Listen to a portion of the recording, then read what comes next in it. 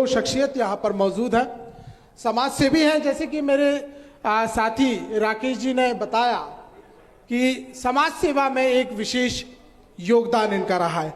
लेकिन वही मैं एक और चीज़ यहाँ पर आपको इसलिए बताऊंगा कि ये चीज़ काफ़ी आपको जो है इंटरेस्टिंग यहाँ पर जरूर लगेगी, क्योंकि जो डॉक्टर प्रदीप सेंगर साहब हैं, उन्होंने उत्तर प्रदेश के मैनपुरी जनपद में भूतपूर्व सैनिकों के जीवन पर शोध किया है, पीएचडी की है। सर, पहला सवाल तो आपका यही है कि भूतपूर्व सैनिकों से, उसमें भी मैनपुरी, ऐसा क्या परिदृश्य सर कि इस विषय को आपने चुना और इसमें डॉक्टरेट हासिल की? आप देखेंगे कि पहले जो भी जवान आता था, अधिकतर आज भी भारत में अधिकतर संख्या भूतपूर्व सैनिकों की मैनपुरी जनपद से आती है। और इसके पीछे क्या कारण थे, मैं आपको एक छोटा सा किस्सा सुना देता हूँ। कैलाशवासी माधवराव सिंधिया साहब इंटरेस्टेड थे इस विषय में पीएचडी करने के लिए। शायद समय ने साथ नहीं दिया, वो हमारे बीच नहीं रहे, तो इस टॉपिक को मैंने लिया और मेरे गाइड एचडी सिंह साहब आगरा यूनिवर्सिटी, उन्होंने लिया। और मैनपुरी जनपद पर जाकर हमने जब भूतपूर्व सैनिकों की जिंदगी को देखा, होता क्या है कि वो वहाँ डिसिप्लिन्ड लाइफ जीते हैं, पूरा एक अनुशासन होता है। जब वो रिटायर होके आते हैं तो घर पे वही चीज़ें होती है, ना नाश्ता समय पे होता है, ना खाना समय पे होता है, लड़का कहीं जा रहा है, परिवार कहीं चल रहा है, तो उनको थोड़ा सा मन में मानसिकता थोड़ी सी अलग होती है। तो हमने इस पे शोध किया कि आखिर ऐसा क्यों हो रहा है कि भूतपूर्व सैनिक सुसाइड के लिए मजबूर है या एग्रेसिव हो जाते हैं, लड़ने लग जाते हैं। तो हमारे शोध में ये निकल कर आया कि जो भूतपूर्व सैनिक हैं वो एक डिसिप्लिन्ड लाइफ जी कर आते हैं। हमारे समाज से उनका बिल्कुल कोई भी रिश्ता किसी प्रकार का नहीं रहता। जब वो सामाजिक जीवन में आते हैं तो हम उन्हें एज अ भूतपूर्व सैनिक ट्रीट करते हैं, क्योंकि उनके लिए समाज नया है। तो उस समाज से मेरा आग्रह ये था कि आप इनको सामाजिक जीवन सिखाइए, और उनसे ये मेरा आग्रह था कि अब आप हमारे देश की सेवा करके आए हैं, अब आप सामाजिकता में ढलें। तो ये समाज और अनुसूचित जो दो जिंदगी थी, उनका समाहित करने के लिए मैंने इस विषय को चुना था। सर, अगर देखा जाए तो जिस प्रकार से आपने ये पूरा एक आपका बताया कि आखिर ऐसा क्यों, बड़ा छोटा सा एक मैं आपसे इसका एक सवाल का जवाब चाहूँगा। आज की परिस्थिति में भूतपूर्व सैनिक निश्चित तौर पर माटी के लाल तो ये भी हैं, क्या स्थिति पाते हैं और आखिर जिम्मेदार जो हैं उनकी भूमिका कितनी पॉजिटिवली रही और क्या सुधार की जरूरत? जिम्मेदार केवल घंटियां बजा रहे हैं। बहुत स्पष्ट कर दूं, जिम्मेदार केवल घंटियां बजा रहे हैं, मंदिर में सुनने वाला कोई नहीं है। आज भी भूतपूर्व सैनिकों की जिंदगी बहुत बदतर है। उनको उनका प्रॉपर सम्मान नहीं मिल रहा है। हम तो सर्दियों से बच रहे हैं, बॉर्डर पर लड़ाई झेल कर आए हैं। प्रॉपर सम्मान मिलने की ज़रूरत है। उनके परिवार को, उनको सबको प्रॉपर सम्मान मिलने की ज़रूरत है। मैं एक सेंटेंस में कह दूं तो उनकी स्थिति आज भी संतोषजनक नहीं है। सिकिल में एक चीज़ और बता दूं सेंगर साहब के विषय में कि सेंगर साहब समाज सेवी भी हैं। हाँ, ये भी बड़ी इंटरेस्टिंग बात है कि जो हर विधा में, हर तरीके की समाज सेवा में आते हैं, हर आयोजनों में आगे रहते हैं। हम इनके तमाम आयोजनों की बात करें, चाहे नवरात्रि का हो, डॉक्टर्स डे की बात हो, या चुनावों में वोटिंग की बात हो, उंगली दिखाइए, पेट्रोल में छूट पाइए। सर, क्या है ये समाज सेवा का उद्देश्य, क्या है और कब से और किस तरीके की समाज सेवाएं आप कर रहे हैं? मैंने अपनी माँ से सीखा है। मेरी माँ मध्य प्रदेश की पहली विकास प्राधिकरण की चेयरमैन बनी थी, और मैंने उनसे सीखा, अपने पिता से सीखा कि आपको अपनी लाइफ से, अपनी जिंदगी के अलावा कुछ समाज के प्रति भी करना पड़ेगा। वो आपका दायित्व है। उनकी इसी सीख को आगे बढ़ाता चला गया।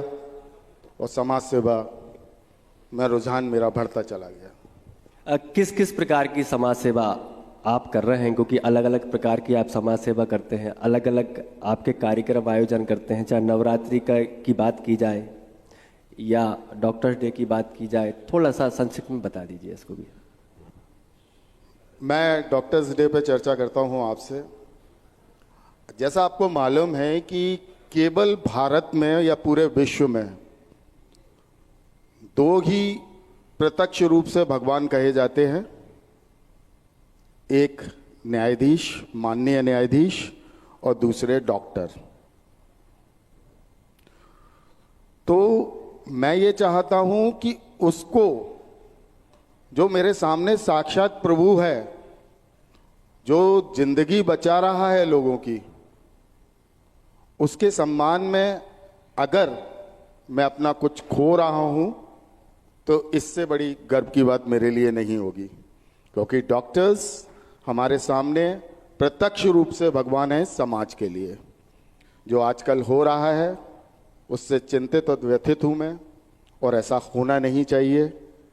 एम्बुलेंस को रास्ता ना देना मैं नहीं समझता कि आपके लिए कुछ है। मैंने एम्बुलेंस को भी दिया, शव वाहिका को भी दिया, जो अपना पेट्रोल पंप पे जो भी हो सकता था 5 रुपये पर लीटर के हिसाब से इनको छूट दिया। हालांकि ये बहुत बड़ी रकम नहीं है इनके सम्मान में, ये बहुत बड़ी रकम नहीं है इनके सम्मान में, लेकिन मैंने कोशिश किया और एक उदाहरण साइट किया। बात बिल्कुल सही है कि निश्चित तौर पर अगर प्रयास किए जाते हैं छोटे छोटे पहल के माध्यम से तो एक संदेश जरूर देते हैं। लेकिन डॉक्टर साहब के साथ साथ इनकी अर्धांगिनी, और अर्धांगिनी का मतलब होता है आधा अंग, तो समाज कार्य में भी उनकी जो अर्धांगिनी है हमारे साथ में यहाँ पर मौजूद है श्रीमती रश्मि सेंगर जी, और वो भी अपने समाज के लिए एक भूमिका अदा कर रही हैं। मैं सीधा आपसे एक सवाल पूछूंगा, ये पेट्रोल पंप और 1 रुपए वो वोट दिखाना, क्या उसका उद्देश्य है, और वो थोड़ी सी वो कहानी बताइएगा दर्शकों को। सबसे पहले तो मैं न्यूज़ 24 मध्य प्रदेश छत्तीसगढ़ और लल्लूराम.com का धन्यवाद करना चाहूंगी कि उन्होंने इस गरिमामयी प्रोग्राम में हमें आमंत्रित किया है, और आपके माध्यम से मैं दर्शकों का भी अभिवादन करना चाहूंगी। अब मैं आपके प्रश्न के उत्तर पे आती हूँ। जैसा कि मतदान हमारे यहाँ एक लोकतांत्रिक महापर्व की तरह मनाया जाता है, वोटिंग हमारे लिए बहुत जरूरी है। उससे हम सरकार चुनते हैं, उन लोगों को हम विधानसभा या लोकसभा में पहुंचाते हैं जिनके द्वारा हम अपने लिए नीतियां और योजनाएं बनवाते हैं। तो हमारा ये कर्तव्य बनता है कि क्यों ना हम हर वोट की कीमत को पहचानें। उसको ही हमने आगे बढ़ाने के लिए अपने petrol pump Nishita filling centre, जो कि टोल प्लाजा पे स्थित है, वहां हमने एक छोटा सा कार्यक्रम रखा कि वोटिंग डे वाले दिन जो भी अपनी उंगली पे मतदान का निशान दिखाएगा उसको हम 1 रुपया पेट्रोल, डीजल और सीएनजी पर लीटर के हिसाब से हम कम देंगे। इसका सीधा साधा सा उद्देश्य था कि जो मतदान करके आए हैं उनको धन्यवाद देना, और दूसरा जो नहीं करके आए हैं उनको उसके लिए प्रोत्साहित करना। रिजल्ट क्या उसका? मतदान ज्यादा होगा, और वही लोग विधानसभा और लोकसभा और बाकी जिस भी परिषद में पहुंचेंगे वो हमारे अनुरूप पहुंचेंगे, और बाद में हम दोषारोपण नहीं कर पाएंगे कि हमने तो वोट दिया ही नहीं था, किसी और ने दिया था। तो सिर्फ उस छोटी सी पहल के लिए हमने ये छोटी सी पहल की, और उसका शायद रिजल्ट कहीं ना कहीं तो कुछ ना कुछ तो अच्छा आया ही होगा। सर, कोविड काल तो सभी को याद है कि कोविड काल में क्या हुआ था। कोरोना कितनी भयंकर महामारी थी और लोग त्राही त्राही कर रहे थे। लोगों का हमने देखा है, लोग कई किलोमीटर पैदल अपने घर के लिए पहुंचे हैं।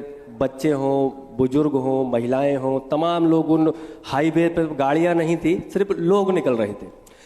उस कोविड महामारी के दौरान भी आपने बहुत सारे लोगों का सहयोग किया, तो वो किस तरीके से किया था और उसमें आपके साथ कौन लोग शामिल थे?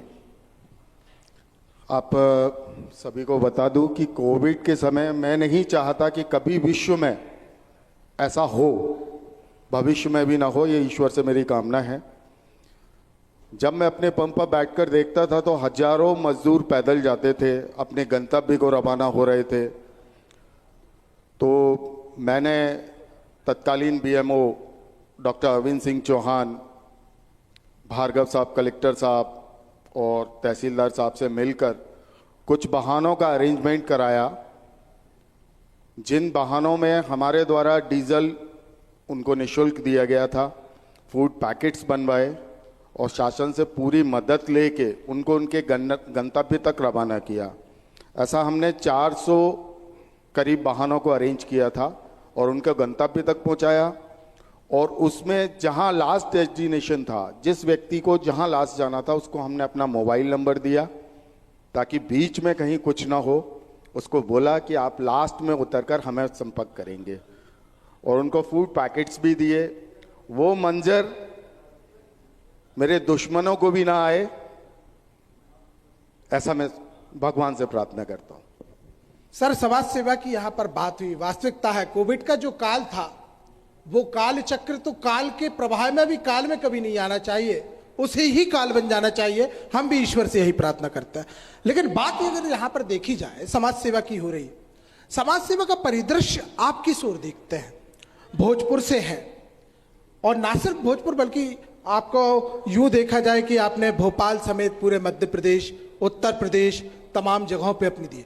परिदृश्य आप क्या देख रहे हैं सर समाज सेवी का, कि किस तरीके से और लोगों को आगे आने की जरूरत है? ऐसे बहुत सारे ऐसे मुद्दे हैं जिन्हें लेकर आज भी लोग एक मदद की आस गुहार लगाए बैठे हुए हैं। मेरा ये कहना है, अपने मन को टटोलें, एकांत में बैठे अपने मन को टटोलें। मन में हर आदमी के, हर इंसान के मन में समाज सेवा का एक कॉलम जरूर है।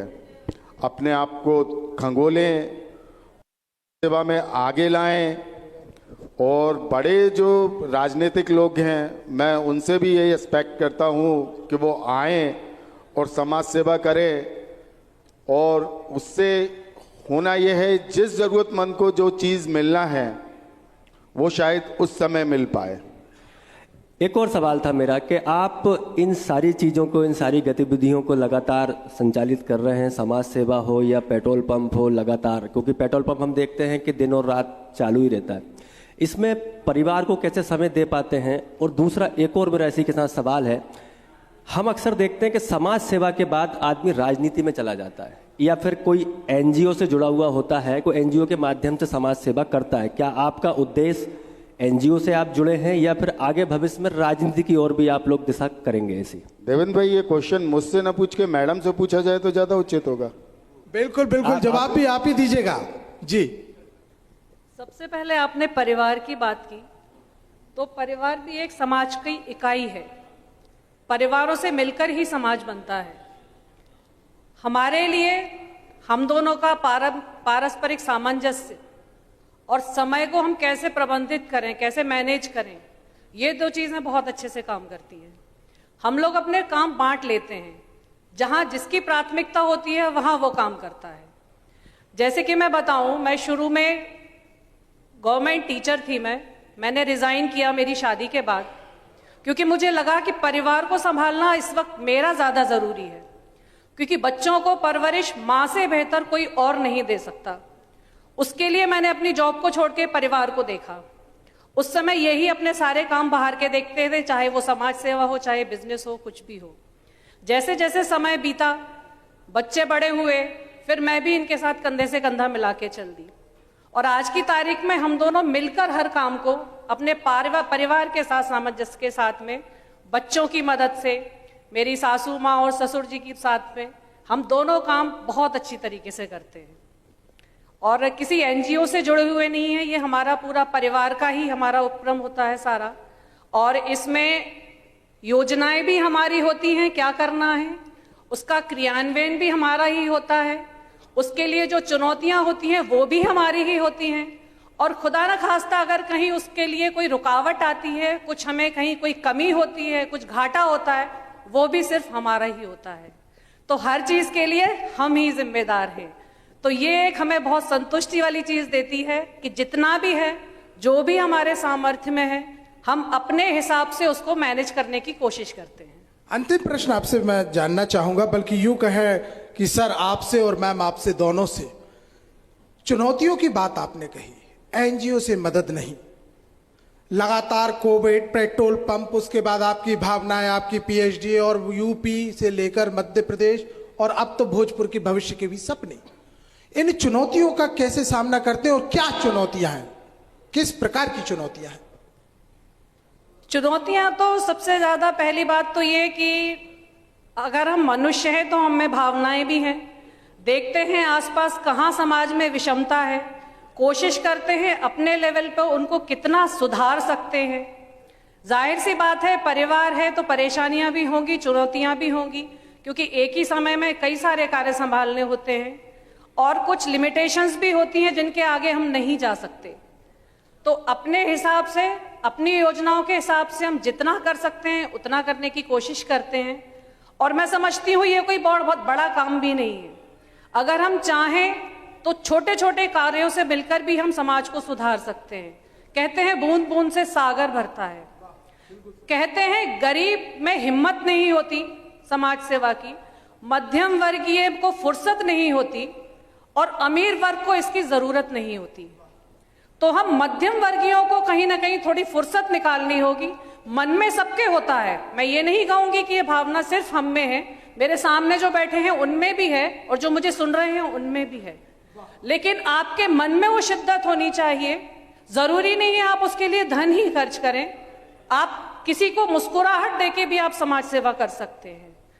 तो मैं अपने काम को पूरी तरीके से निस्वार्थता के साथ सिर्फ इसलिए करती हूं कि जाहिर सी बात है ये जिम्मेदारी हम मध्यम वर्ग की होने वाली है और ये कार्य मैं अपनी तरफ से मैं दूसरों को अपने प्रोत्साहित भी करना चाहती हूँ कि आप भी वो चीज कर सकते हैं। कोई बड़ा काम नहीं है जो हम कर रहे हैं वो आप नहीं कर सकते।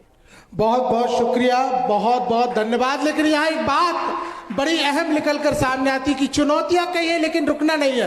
कुछ पंक्तियां मुझे मेरी माँ की लिखी हुई यहाँ पर याद आती है कि लक्ष्य अभी है दूर प्रतीक का, फिर राही रुक जाना कैसा, हृदय बसा है अटल माला, फिर मानो झुक जाना कैसा, अभी शूल पाँव में आएंगे लोभ घाव के ललचाएंगे, संभव नहीं चल पाना बचकर आकर शिलाखंड टकराएंगे। और जब संघर्षों का पथ चुना तो यह संघर्ष है, जब संघर्षों का पथ चुना तो फिर राही रुक जाना कैसा, लक्ष्य अभी है दूर प्रतीक का, फिर राही रुक जाना कैसा। तो बहुत बहुत और बहुत शुक्रिया। शक्ति का भी आपने यहाँ पर परिचय दिया और स्वयं स्वरूपा शक्ति आप यहाँ पर बैठी हुई है। तो निश्चित तौर पे मैं एक लाइन और बोलना चाहूंगी, समाज सेवा कीजिए चाहे वो बड़ी हो या छोटी, समाज सेवा कीजिए चाहे वो बड़ी हो या छोटी, और हमारी वजह से अगर किसी के चेहरे पे मुस्कुराहट आए और फिर वो कोई भी हो और कहीं भी। क्या बात। धन्यवाद।